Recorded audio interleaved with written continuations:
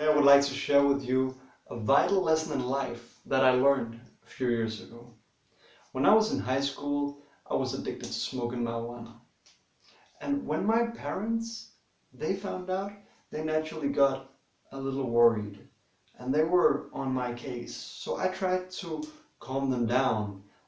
Mom, Dad, just take it easy. I got control over the situation. I'm not an addict. I smoke because I want to, not because I need to. I can quit any day that I want. That's what I told them, and I sincerely believed that. So I made them a promise. I told them for 1 month I will not be smoking anything, just to prove a point. And I really thought I could. Until just a few days later, I found myself, against my will, on my bike, heading towards Christiania in order to get my dope. And I knew what I was doing wasn't right. I had made a promise to my parents, I had made a promise to myself, but here I was, on my bike, going to break my promise.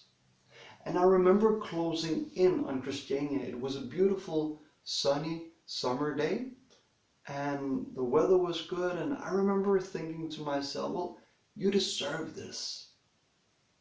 But why do I deserve treating myself with something that's not good for myself? So I remember, with the willpower and the force of my intelligence, I decided to turn around and go back again. And I did, until a few minutes later, when I decided, no, anyway, I'm gonna go. And so I found myself going back and forth in between Christiania and home. I think I turned around like 5-7 times or something like that. It was like a tug of war going on inside of me.